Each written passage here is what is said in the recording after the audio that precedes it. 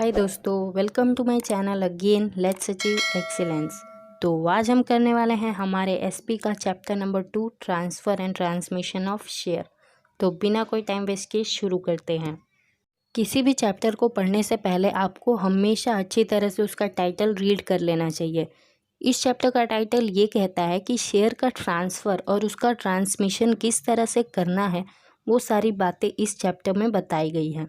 तो पहले थोड़ा इंट्रोडक्शन देख लेते हैं। आपको पता ही है कि हमारे बिजनेस के 3 टाइप होते हैं, एक सोल प्रोप्राइटरशिप फर्म, एक पार्टनरशिप फर्म और एक कंपनी। सोल प्रोप्राइटरशिप फर्म में तो एक अकेला ही आदमी बिजनेस करता है, तो इसको तो आप साइड में हटाइए। पार्टनरशिप फर्म में बहुत सारे पार्टनर्स मिलजुल के बिजनेस करते हैं और कंपनी में तो बहुत सारे लोग मिल के काम करते हैं। तो सोल प्रोप्राइटरशिप की तो बात ही नहीं है। तो सीधा पार्टनरशिप में आते हैं। पार्टनरशिप में अगर किसी पार्टनर को ऐड होना है या फिर एग्जिस्टिंग पार्टनर्स में से किसी को निकलना है, तो ये बहुत ही लंबा सा प्रोसीजर होता है, एक बहुत लंबा प्रोसेस होता है। आपने ऑलरेडी अकाउंट में पढ़ा ही है कि पूरा एक चैप्टर है एडमिशन ऑफ ए पार्टनर का और रिटायरमेंट ऑफ ए पार्टनर का। मतलब पार्टनरशिप फॉर्म में से निकलना भी बहुत मुश्किल है और घुसना भी बहुत मुश्किल है। लेकिन कंपनी के अंदर ऐसा बिल्कुल भी नहीं है। कंपनी के अंदर अगर आपको ऐड होना है तो सिंपली सिर्फ एक शेयर खरीदना होगा और आप उस कंपनी के शेयर होल्डर बन जाओगे, तो आप उसमें ऐड हो गए। और अगर आपको निकलना है तो सिंपली अपना शेयर बेच दीजिए, आप उसमें से निकल गए। कितना ईजी है ये प्रोसेस। यही तो कंपनी की खासियत है कि यहाँ पे शेयर की लेन देन बहुत आसानी से हो जाती है। अब आते हैं मेन मुद्दे पे कि अगर किसी शेयर होल्डर को अपना शेयर ट्रांसफ़र करना हो या उसका ट्रांसमिशन करना हो तो वो कैसे करेगा। सबसे पहली बात, शेयर मतलब क्या होता है ऑलरेडी चैप्टर 1 में डिटेल में हमने डिस्कस किया था, बट फिर भी शेयर मतलब होता है कि कैपिटल का एक छोटा सा हिस्सा, उसको हम शेयर कहते हैं। Share means a small part of capital, और उस शेयर को जिसने खरीदा होता है उसको हम कहते हैं शेयर होल्डर। तो अगर शेयर होल्डर को अब अपने पास उस शेयर को नहीं रखना हो तो वो उस शेयर का ट्रांसफ़र कर देता है, नहीं तो उसका ट्रांसमिशन कर देता है। तो सबसे पहले हम समझेंगे शेयर ट्रांसफ़र कैसे होता है। तो डेफिनेशन के हिसाब से जब एक शेयर होल्डर अपना शेयर का टाइटल किसी और के नाम पे देना चाहता है और जब उस टाइटल को ट्रांसफ़र भी कर दिया जाता है तो उसको कहते हैं transfer of share. Simple meaning से ये समझो कि जब एक शेयर होल्डर उसको अपना शेयर अपने पास नहीं रखना होता है तो वो किसी और को अपना शेयर का ओनरशिप दे देता है, और जब कंपनी वाले भी उस बात को मान के वो चीज़ को ट्रांसफ़र कर देते हैं, यानी उसका ओनरशिप किसी और को दे देते हैं, तो उसी को कहते हैं शेयर ट्रांसफ़र। नेक्स्ट टॉपिक है importance of share transfer. Share transfer करने के क्या इम्पोर्टेंस है। तो सबसे पहले ये है कि शेयर ट्रांसफ़र करने से गवर्नमेंट के लिए भी बहुत सारा इनकम जनरेट होता है, उन्हें बहुत सारा फ़ायदा होता है। आप बोलोगे वो कैसे। तो जब कोई एक शेयर होल्डर अपना शेयर किसी और को दे देता है, तब वो जो शेयर होल्डर उस शेयर को ख़रीदता है तो उसे कुछ टैक्स भरना पड़ता है। तो किसको फ़ायदा हुआ, गवर्नमेंट को ही फ़ायदा हुआ। सेकंड ये है कि जो शेयर होल्डर अपना शेयर बेच रहा है बदले में उसको पैसे मिलते हैं। थर्ड ये है कि जो परचेसर है, जो शेयर खरीद रहा है, उसके पास ओनरशिप आ जाती है। फोर्थ ये है कि जब कोई शेयर होल्डर अपना शेयर बेचता है तो उसको पता चलता है कि मार्केट में क्या हो रहा है। फिफ्थ ये है कि इनएफिशिएंट यूनिट्स से सारा फंड एफिशिएंट यूनिट्स के पास चला जाता है।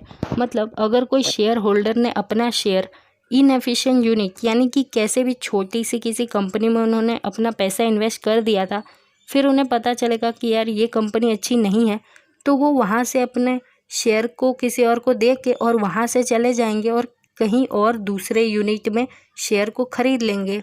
तो एफिशिएंट यूनिट्स को बहुत बेनिफिट होता है। सिक्स्थ यह है कि शेयर मार्केट और कैपिटल मार्केट दोनों को बहुत फ़ायदा होता है शेयर ट्रांसफ़र से। सेवेंथ यह है कि शेयर ट्रांसफ़र के वजह से कंपनी के डेवलपमेंट में भी बहुत बड़ा फ़र्क आता है, बहुत अच्छी तरह से कंपनी का डेवलपमेंट हो पाता है। अब जो नेक्स्ट टॉपिक है वो है provisions regarding transfer of share. मतलब अगर आपको अपना शेयर ट्रांसफ़र करना है तो आपको क्या क्या बातें ध्यान में रखनी होगी। उसके पहले आप समझ लीजिए कि शेयर के कितने टाइप होते हैं। शेयर के 2 टाइप होते हैं, एक फिजिकल शेयर, एक डीमैट शेयर। फिजिकल शेयर, जिसके पास भी फिजिकल शेयर होता है ना, उसे कंपनी के तरफ से एक शेयर सर्टिफिकेट दिया जाता है और उस शेयर सर्टिफिकेट को आप छू भी सकते हो, कहीं रख भी सकते हो। वो फिजिकल फॉर्म में होता है और उस शेयर सर्टिफिकेट के अंदर कंपनी का नाम, शेयर होल्डर का नाम, शेयर सर्टिफिकेट नंबर, उस वैल्यू, शेयर का वैल्यू, फिर से कंपनी का सील, ये सारी इन्फॉर्मेशन उसमें दी हुई होती है। और ये पॉसिबिलिटी है कि वो चोरी हो जाए, फट जाए या आग में जल जाए। सेकंड है डीमैट शेयर। अब ये जो डीमैट शेयर हैं, ये शेयर फिजिकली नहीं होते, उन्हें कोई छू नहीं सकता। ये शेयर होल्डर के डीमैट अकाउंट में पड़े होते हैं और हमारे पास कोई डर भी नहीं होगा कि ये फट जाए या आग में जल जाए या फिर कुछ ऐसा कुछ भी नहीं होने वाला।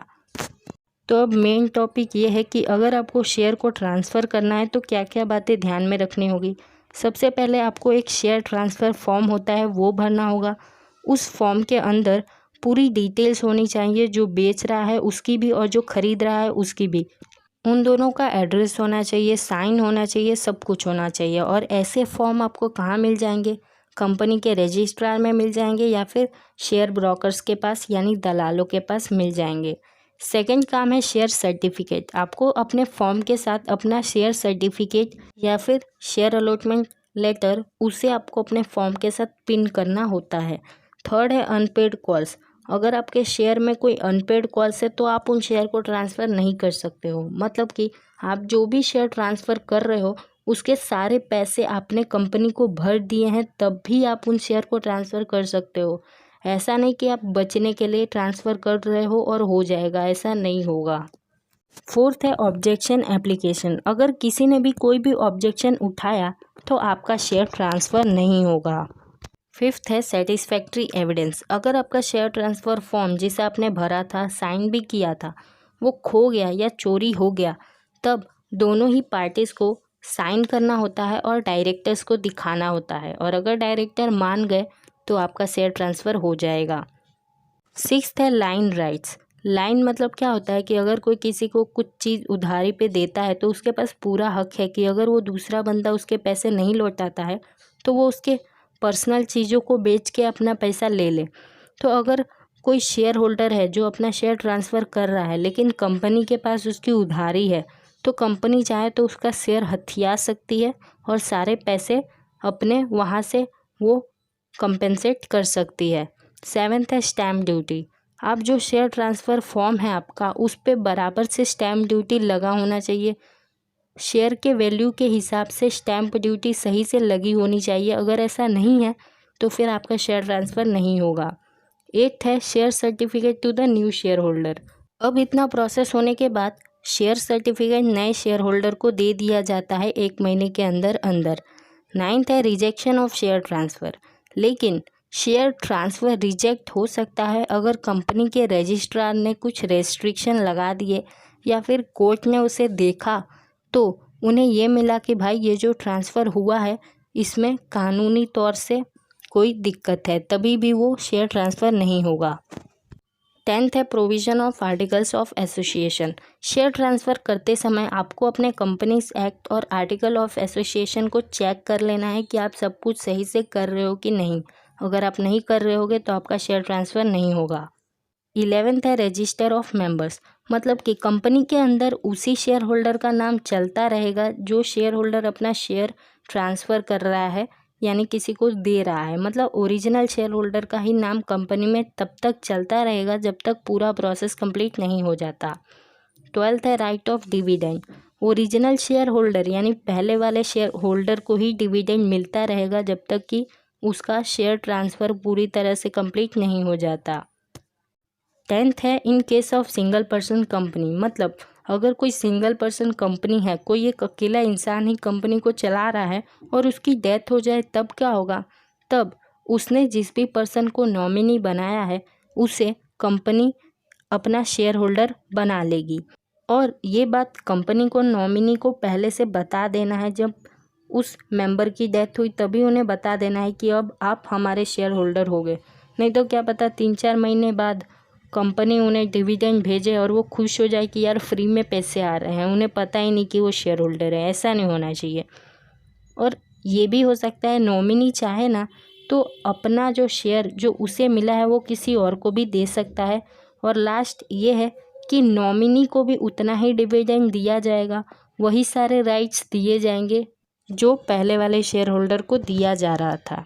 तो आज के लिए इतना ही। अगर आपको वीडियो अच्छा लगा तो वीडियो को लाइक करके चैनल को सब्सक्राइब कर दीजिए। बहुत जल्दी आएगा पार्ट 2। Bye bye.